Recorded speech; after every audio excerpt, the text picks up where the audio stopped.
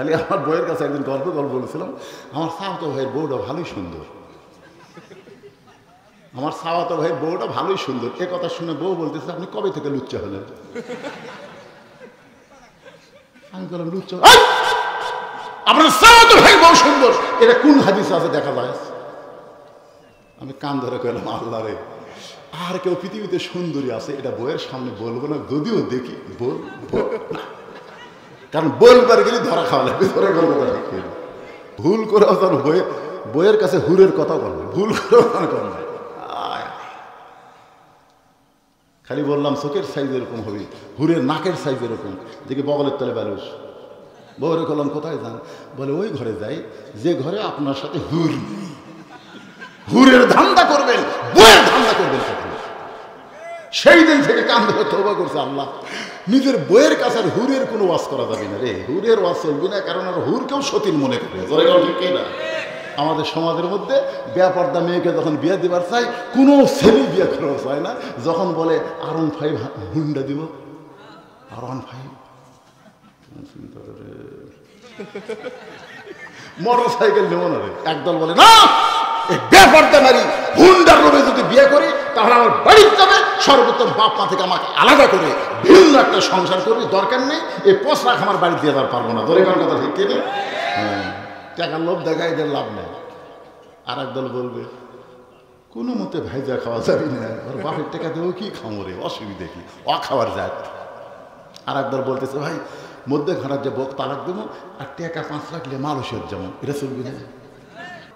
এ জোরে কন্যাকার কি মানুষ, সে মেয়ে যদি কি হয়, মা হয়।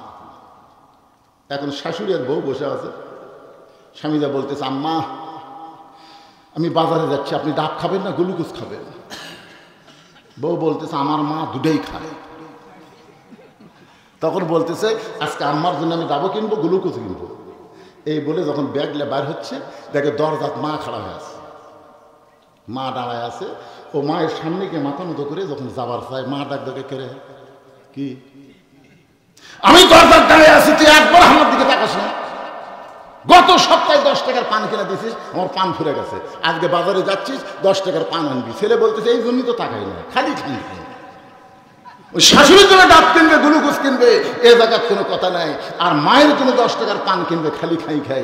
এরকম পাটা নামক বেটা আছে না নাই? এরা হলো পাটা, এরা কোনোদিন বেটা হতে পারে না। অথচ আল্লাহ কোরআনে বলেন, ওয়াকাদা রাব্বুকা আল্লা তা'বুদু ইল্লা ইয়াহু ওয়া বিল ওয়ালিদাইনি ইহসানা। আল্লাহু আকবার। সন্তানের জন্য বাপ মা যে কি বড় নিয়ামত, যাদের বাপ মা আছে তারা বুঝবার পারবে না, কিন্তু যাদের বাপ মা মারা গেছে তারাই বুঝতে পারবে। দাঁত থাকতে মানুষ দাঁতের মূল্য দেয় না, চোখ থাকতে মানুষ চোখের গুরুত্ব বোঝে না। বাপ মা যতদিন জীবিত থাকে সন্তান বাপ মার গুরুত্ব বুঝতে পারে না। বাপ মা যখন মারা যায় তখন চোখে সরষা ফুল দেখবা, এই দুনিয়াতে তোমাকে আদর করার আর কেউ না।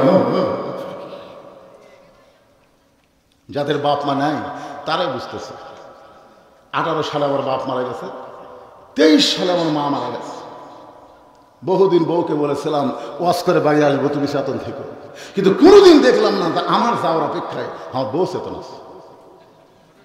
আমার মা যে ঘরে ঘুমায় ওই ঘরে ধার দিয়ে আমি যাচ্ছি, আমার পায়ের জুতার শব্দ শুনে মা বলতেছে, বাবা আমি এখনো ঘুমাই। মা যখন দরজা খুলে দেয় আমি বললাম, মা তোমার চোখে ঘুম ধরে না? মা বলতেছে, বউ মামারে কইছে আজকে ওয়াজ করে তুই বাড়িতে আসবি। ছেলে ওয়াজ করে বাড়ি আসবে, দুনিয়ার কোনো মা ঘুমাতে পারে? আজকে সেই মা মারা গেছে, আমি বুঝতেছি আমার বাপ নাই, মা নাই, এই দুনিয়াতে আমার আদর করার কেউ নেই। যাদের বাপ মা কবরে গেছে, এতিম হয়ে গেছে, যাদের বাপ মা এখনো জীবিত আছে, আল্লাহ নবীর পরেই হলো তোমার আপনজন বাপ মা। ধরে একটু মনোযোগ দিয়ে শুনবেন। হযরত আলী আল্লাহর কোরআন থেকে তেলাওয়াত করেছেন, করেছে রব্বানা আতিনা ফিদ দুনিয়া হাসানাতাও ওয়া ফিল আখিরাতি হাসানা ওয়া কিনা আযাবান নার।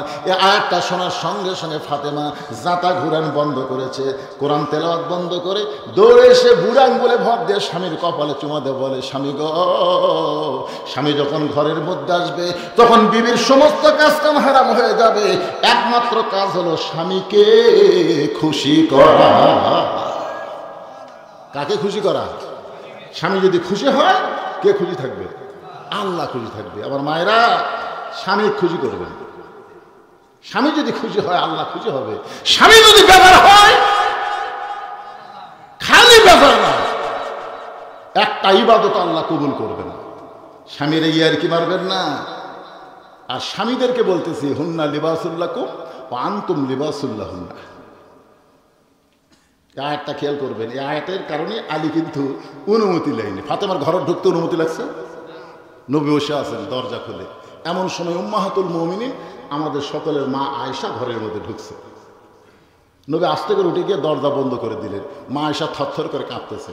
আল্লাহ রাসূল বলে, আয়েশা কাঁপো কেন? বলে, হুজুর আপনার জুতার পরশে আল্লাহর আরশ ধন্য হয়ে গেছে। আমি সেই ঘরের মধ্যে সাবধান হয়ে যাও, একজন নবীর জুতার পরশে আল্লাহর আরশ ধন্য হয়েছে, একজন নবীর। আয়েশা বলে, হুজুর আপনি তো সেই নবী। রাসূল বলে, আমি সেই নবী ছিলাম যতক্ষণ দরজা খোলা ছিল। যতক্ষণ দরজা খোলা ছিল ততক্ষণ আমি সেই নবী ছিলাম যার জুতার পরশে আল্লাহর আরো ধন্য হয়ে গেছে। কিন্তু যখনই দরজা বন্ধ করছি আমি তখন আর নবী নাই। আয়েশা বলে, হুজুর তাহলে আপনি কি? বলে, আমি হলাম স্বামী, তুমি আমার বিবি। এখন আমি স্বামী, তুমি আমার বিবি। আমি যতই আপনার কোনো ওয়াজ শোনাই, ওয়াজ শেষ করে যখন বাড়ি যাই তখন আমার বইয়ের কাছে আমি আর হুজুর থাকি না। জোরে কোন কথা, ঠিক কথা কন না কেন?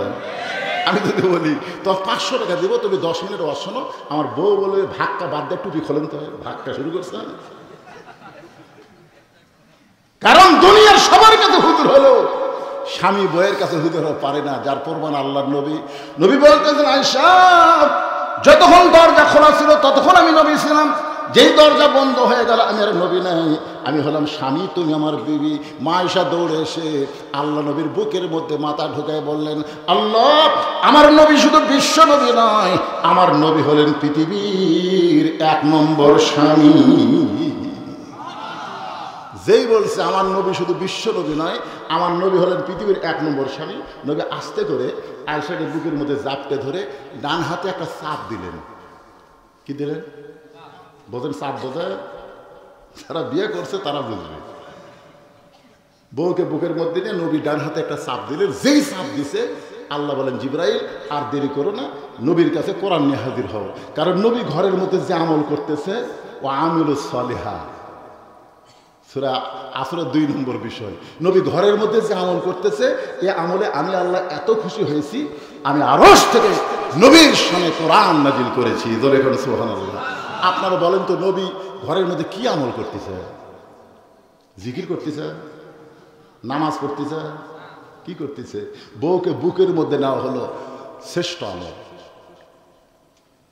আল্লাহ রাসূল বলেছেন, তোমরা যদি তোমাদের বিবিদের 2 ভুরুর মাঝখানে একটা চুমা দিতে পারো, এই চুমাটা হবে একটা ওমরা হজের নফল। ধরে কোন সুবহানাল্লাহ। একটা ওমরা হজের সওয়াব আল্লাহ দিবে। খালি এই জায়গাত মারবেন, এই জায়গাতে একটু শব্দ করে মারবেন। এই ওয়াজ আমি দিনাজপুরে করছি। এক মেয়ে মানুষ আমার সিরিপ দেখায়, হুজুর কি ওয়াজ করলেন? আমার স্বামী যে বিড়ি খাওয়া খায়, এই যে 6 টাকা চেবা দেওয়ার যায়, আমার পেটে নষ্ট হয়ে যাবে। এই ঘরে ঢুকলে মনে হয় ভোগরা পাটা ঢুকছে। ধরে কথা ঠিক কিনা? এই জন্য যারা বিড়ি খান তাদের আপাতত চুমা দেওয়ার আগে দাঁতটা ব্রাশ করে মেসওয়াক করে তারপরে চুমু দিবে। এই জায়গায় খুব গুরুত্বপূর্ণ। আমার মায়েদের তো কথাও নেই, কেন চুপ করে শুনতেছে। ও বাবা রে, আমার মায়েরা বলেন একটু মনোযোগ দিয়ে শোনেন। আলী বলতেছেন, ফাতেমা, আমি কোনোদিন ঘরের দরজায় গিয়ে দেখি নাই যে তুমি এক হাতে জাঁচা ঘোরাও আর এক হাতে আল্লাহর কোরআন তেলাওয়াত করো। ও ফাতেমা, তোমার 2টা হাত আমি একটু নিজের চোখে দেখবার চাই। যেই মাত্র ফাতেমা আলীর সামনে 2টা হাত, আলী তাকায় দেখে জাঁতা ঘুরাইতে ঘুরাইতে হাতের মধ্যে ফসকা পড়ে গেছে। আলীর চোখের মধ্যে পানি দেখে ফাতেমা আদর করে বলে, স্বামী গো, আপনি তো আল্লাহর কোরআন তেলাওয়াত করতেছিলেন, সেই কোরআন তেলাওয়াত বাদ দিয়ে আপনি কেন আমার ঘরের মধ্যে ঢুকলেন? কোরআন তেলাওয়াত করতে করতে কি বইয়ের কথা মনে হয়েছে? কারণ আলী কোরআন পড়ে, ফাতেমা শুনবার পায়, কিন্তু ফাতেমা কোরআন পড়ে, আলী শুনবার পায় না। পুরুষ মানুষ জোরে সুরে কোরআন পড়া যাবে, যেমন মাগরিবের নামাজে পুরুষ মানুষ ইমাম হলে জোরে কোরআন তেলাওয়াত করে, এশার নামাজে জোরে কোরআন তেলাওয়াত করে, ফজরের নামাজে জোরে কোরআন তেলাওয়াত করে, কিন্তু মেয়েরা যতই কোরআন পড়ুক জোরে কোরআন তেলাওয়াত করা যাবে না। এমন বলা যাবে নিজের কান পর্যন্ত শব্দ আসবে, কিন্তু পরপুরুষকে শোনানো যাবে না। তাহলে হযরত আলী যখন কোরআন পড়তেছিল, ফাতেমা ঘরের মধ্য থেকে শুনতেছিল, কিন্তু ফাতেমা যে কোরআন পড়ে আলী শুনতে পায় না। আজকে নিজের চোখে দেখেছে। এবার বলে, স্বামী গো, আপনার কি মনের মধ্যে আমার কথা মনে হয়েছে? আপনি কেন কোরআন ত্যাগ করে কোরআন পড়া বাদ দিয়া অসময় ঘরের মধ্যে ঢুকলেন? আলী বলতেছেন, ফাতেমা, আমি তোমার ঘরে প্রবেশ করার আগে তোমার ছোট্ট সন্তান হোসেন প্রবেশ করবার চাইছিল, আমি তাকে কাছে ডাইকে আল্লাহর কোরআন শরীফ তার হাতের মধ্যে নিয়ে ঘরের মধ্যে ঢুকছি। ফাতেমা বলতেছে, ওই আল্লাহর শপথ করে বলতেছি, ছোট বাচ্চার হাতে যদি থাকে কোরআন, ওই বাপমার জীবন ধন্য হয়ে যায়। ছোট বাচ্চার হাতে যদি আল্লাহর কোরআন থাকে, ওই বাপ মার জীবন ধন্য হয়ে যায়। আজকে আপনাদের ছোট বাচ্চার হাতে কি দিবেন? একদম বাগডম ঘোড়াডম সাজে, ঢাক ঢোলক ঝাঁচর বাজে, বাঁচতে বাঁচতে চললো ঢুলি, ঢুলি গেল কমলা ফুলি, কমলা ফুলির টিয়াটা সূর্য মামার বিয়াটা। আজকে দেখলাম ইত্যাদি মাদ্রাসা, ফরকানিয়া মাদ্রাসার হুজুররা আন্দোলন করতেছে, পুলিশ তাদেরকে গরম পানি দিচ্ছে। ধরে কি পানি দিচ্ছে? আজকে প্রাইমারি সরকারি হয়, কিন্তু এই মাদ্রাসাগুলো সরকারি হয় না। মুসলমানের বাচ্চা যত একদম বাগদম ঘোরানোর শিক্ষা দাও, এই সন্তান তোমার ভালো হতে পারে না। কারণ সন্তান শৈশবকালে মাসুম অবস্থায় তাকে মিথ্যা শিক্ষা দেওয়া হচ্ছে। দরকার কথা ঠিক কিনা? আপনার বলেন তো, আয়রে আইটি নায়ে ভরা দিয়ে না গেল বোয়াল মাছে, তাই না দেখে ভদর নাচে। এর মধ্যে কোন কথা সত্যি?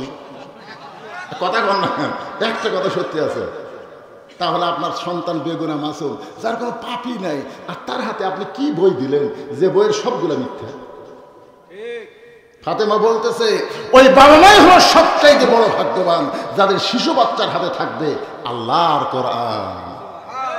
বিশ্বাস যদি না হয়, আমার মাদ্রাসা ছোট বাচ্চারা ভর্তি করে আইছে, ওর হাতে কায়দা দেয়নি, সেপারা দেয়নি, নিয়ে আইছে পেশাবখানা। আমি হুজুরকে বললাম, কি খবর? বলে, হুজুর আজকে ভর্তি হয়ে গেল, পেশা করে নিয়ে আসলেন। আচ্ছা, ভর্তি হলে কি করে? বই দেয়, পর। কিন্তু হুজুর লেগে গেছে পেশাবখানা। কারণ তোকে যে শিক্ষা দেওয়া হবে, এই শিক্ষার বই ধরার আগে তোকে পবিত্র হওয়ার শিক্ষা গ্রহণ করা লাগবে। দরকার কথা ঠিক কিনা? কিভাবে কাপড় তোলা লাগবে, কিভাবে বের করা লাগবে, কিভাবে পেশাব করা লাগবে, হুজুর সব শিক্ষা দিচ্ছে।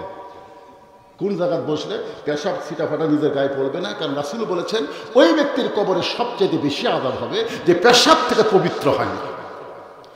অধিকাংশ মুসলমান, আমাদের কলেজ পড়ুয়া, আমাদের হাই স্কুল পড়িয়া, আমাদের ভার্সিটি পড়িয়া, অধিকাংশ যুবকেরা পেশাব থেকে পবিত্র হওয়ার পারতেছে না। ধরে কোন কথা ঠিক, কথা কন না কেন ভাই?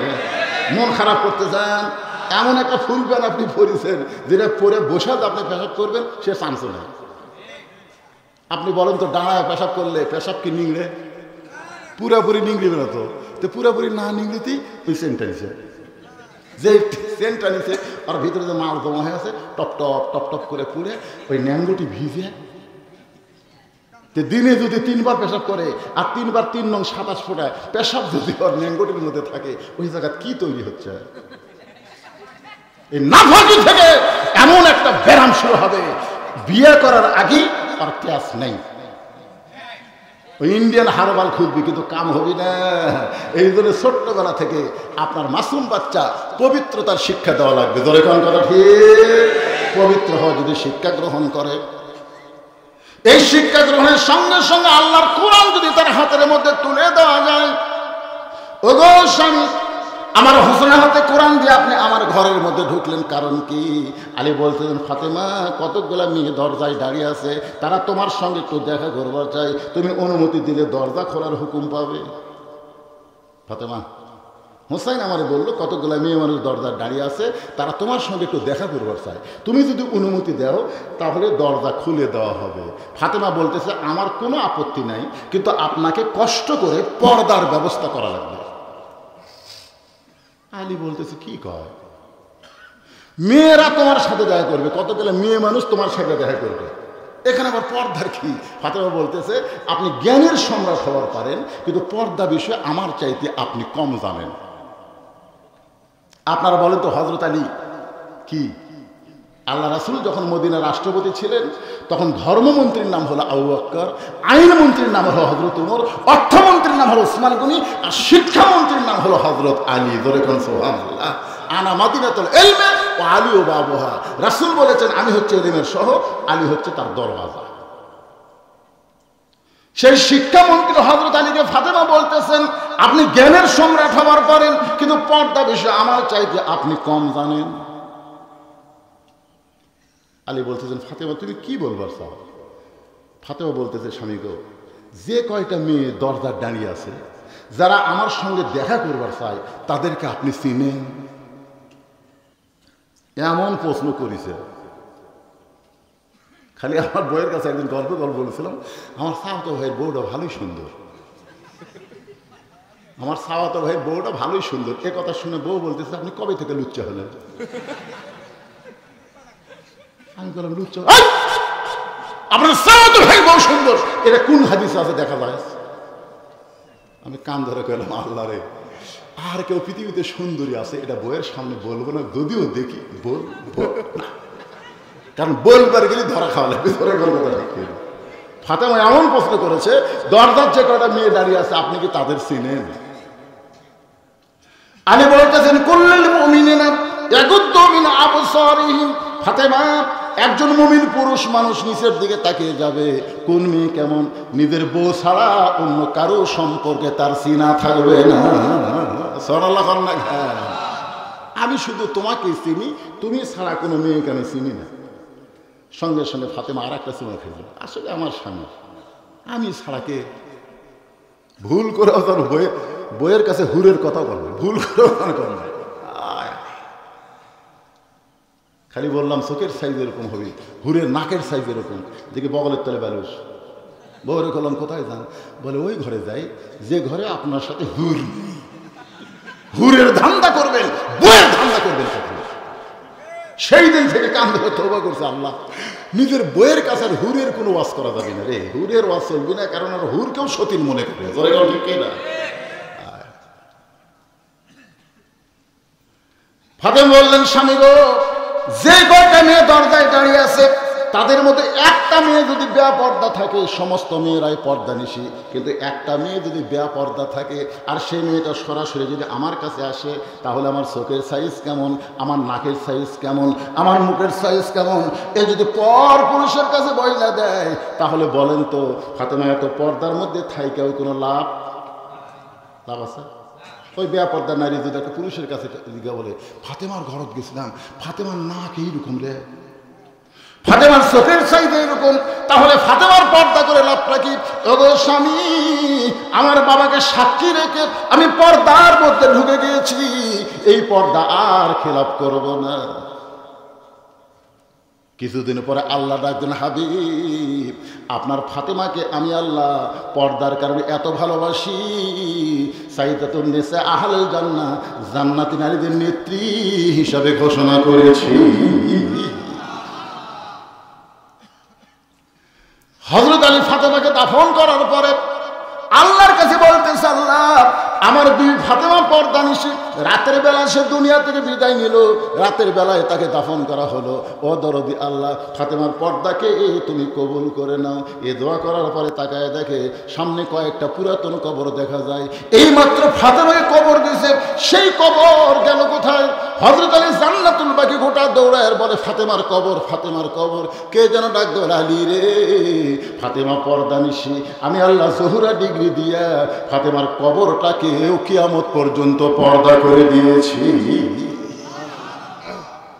আর মায়েরা, পুরুষের জন্য 1 নম্বর নেক আমল হলো নামাজ, আর নারীদের জন্য 1 নম্বর নেক আমলের নাম হলো পর্দা। আল্লাহ কোরআনে বলেছেন ওয়াকরনা ফি বুয়ুতিকুন্না ওয়ালা তাবাররুজনা তাবাররুজাল জাহিলিয়াতিল উলা। মেয়েদের কাছে অনেকে গিয়ে বলবে কোরআন যদি ক্ষমতার যায় তোরা বস্তাবন্ধু হয়ে থাকবি, বাড়ির থেকে আর বেরাবে না। হ্যাঁ শোনেন মা,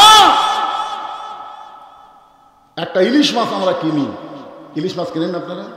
আপনারা বলেন তো ইলিশ কোন জায়গায় ধরে? পদ্মা নদীতে ধরে সেই ইলিশ কার্টুনের মধ্যে প্যাকেট করে বরফ টরফ দিয়ে পলিথিন টলিং দিয়ে তারপরে বগুড়া নিয়ে আসে।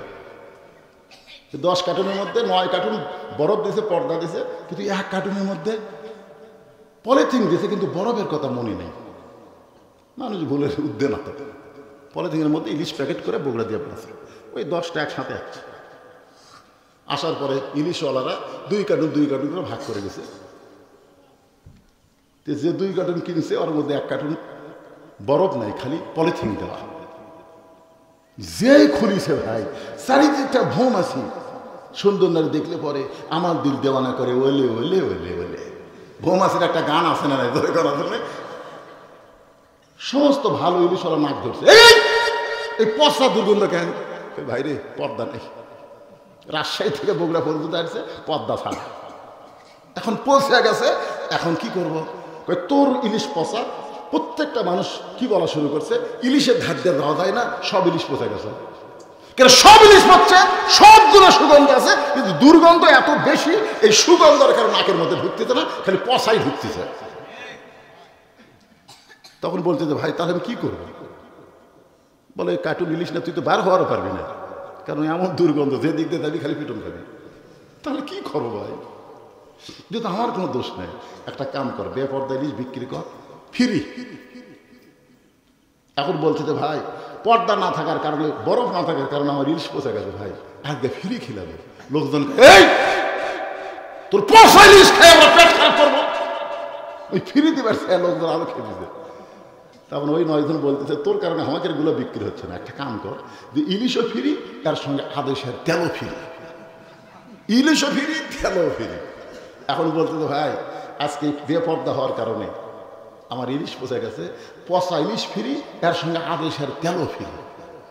তখন খরিদ্দাররা 3 দল হচ্ছে। এক দল বলতেছে আদেশের তেল দিয়ে পচা ইলিশ ভেজা খাওয়া যাবি, শালা খাওয়ার জীবনে খাইনি, ওই তেলটা ভেজা খাবি। আর এক দল বলতেছে বাবা এই তেলের লোভে পচা ইলিশের ধারে যাওয়া যাবে না, কারণ পচা ইলিশ বাড়িতে গেলে গোটা বাড়ি দুর্গন্ধ হয়ে যাবে। আর এক দল বলতেছে আদেশের তেল আর ইলিশ মধ্যে ঘরের যে ইলিশ ফেলে দেবো, তেলটা বাড়ির জন্য। আমাদের সমাজের মধ্যে বেপর্দা মেয়েকে যখন বিয়ে দিবার চাই, কোনো ছেলে বিয়ে করা চায় না। যখন বলে R15 হুন্ডা দিব, R15 মোটর সাইকেল নেব না রে। একদল বলে না, এই বেপর্দা নারী হুন্ডার লোভে যদি বিয়ে করি তাহলে আমার বাড়ির যাবে, সর্বোত্তম বাপ মা থেকে আমাকে আলাদা করে ভিন্ন একটা সংসার করবি, দরকার নেই এই পোশাক আমার বাড়ি দিয়ে আর পারবো না। ধরে কোন কথা ঠিক কিনা? হ্যাঁ, টাকার লোভ দেখায় এদের লাভ নেই। আর একদল বলবে কোনো মতে ভাইজা খাওয়া যাবে না, ওর বাপের টাকা দেবো কি খামো রে, অসুবিধা কি, খাওয়ার জাত। আর একদল বলতেছে ভাই মধ্যে ঘরের যে বক তালাক দেবো, আর টাকা 5 লাখ লে মালয়েশিয়ার যেমন, এটা চলবে না। আর যদি পর্দার মধ্যে নারীরা থাকে, পর্দার মধ্যে যদি আমার মায়েরা থাকে, শোনেন, যদি আপনাদের এলাকার মধ্যে মাইকিং করে, আজকে আপনাদের এলাকায় সবচাইতে বড় যে মাঠটা আছে, যে মাঠের নাম কি? এলাকায় মাঠ নাই, খেলাধুলা হয়, সে মাঠের নাম কি? জামালগঞ্জে ফুটবল খেলার মাঠে একটা ছাগল প্রদর্শনী হবে। এইরকম মাইকিং যদি করে, আপনারা কি করবেন? কে রে ছাগল দেখাবি, আর সে ছাগল দেখার জন্য ওই ফুটবলের মাঠত যাওয়া লাগবি। কত ছাগল রাস্তা ভ্যা ভ্যা করতেছে, একটা লোকের আকর্ষণ হবে না। আর যদি বলে আজকে জামালগঞ্জ ফুটবল মাঠে সুন্দরবনের হরিণীর প্রদর্শন হবে, তখন সবাই বলে কে রে কোনোদিন দেখিনি রে, চলো যাই। তার মানে বোঝা গেল হরিণী না দেখার কারণে ওর প্রতি জনগণের আকর্ষণ থাকবে, আর বকরি ভ্যা ভ্যা করতেছে রাস্তাঘাটে, ওর প্রতি কোনো আকর্ষণই নেই। যে সমস্ত বেপর্দা নারী এরা হলো ছাগলের মতন ভ্যা ভ্যা করতেছে, ঠিক কিনা? একটা মরদের আকর্ষণ নেই। আর যারা পর্দা নিশে জঙ্গলের হরিণের মতো এদের প্রতি জনগণের আকর্ষণ বাইরে যায়। আমি বলবো মা, যত পর্দার মধ্যে থাকবেন আল্লাহ তত আকর্ষণ পুরুষের কলিজায় আপনার বাড়ায় দিবে। এখন আসেন 3 নম্বর বিষয়, ওয়াতাওয়াসাউ বিল হক। সূরা আসরের 3 নম্বর বিষয়টা হলো হক কথা বলতে হবে, হক পথে চলতে হবে। প্রয়োজনে 13 বছর জেল হবে, এরপরও জেলের মধ্যে যদি মৃত্যু না হয়, হক কথা বলার কারণে হাসপাতালে নিয়ে গিয়ে তাকে হত্যা করা হবে। একজন আল্লাহর ওলি, তার নাম কি? জোরে বলেন, আল্লাহর ওলির নাম কি? বাংলাদেশের সমস্ত বক্তা মিলে যত হক কথা বলেছে সব যদি এক পাল্লায় দেওয়া হয়, আল্লামা সাইদ হুজুরের কথা যদি আর এক পাল্লায় দেওয়া হয়, সমস্ত বক্তার চাইতে তার হক কথার ওজন বেশি হবে। জোরে কোন কথা ঠিক কিনা কথা বলেন? চিন্তা করে দেখেন, এই হক কথা, ওয়াতাওয়াসাউ বিল হক, হক কথা বলেছে, হক পথে চলেছে, যার কারণে তার অবস্থা কি হলো? এত সুন্দর হক কথা কেউ বলেনি, তারপরে কি হক কথা বলা ছাড়ছে? মীর কাসেম আলীকে উকিল বলতে, স্যার আজকে রাত 12টায় আপনার ফাঁসি হবে। মীর কাসেম আলী মুসকে হাসিতে বলে, উকিল এখন কয়টা বাজে? বলে, স্যার এখন 9:30 বাজে। মীর কাসেম আলী বলতেছে, আলহামদুলিল্লাহ, এখন আমার হায়াত 2.5 ঘন্টা আছে। ফাঁসি হিসাবে আর কয় ঘন্টা আছে? 2.5 ঘন্টা আছে। আমি 2 ঘন্টা ঘুম পারবো, অযথা বসে থাকা লাভ নেই। যদি চেতন না পাই তুমি হক ডাক দিও।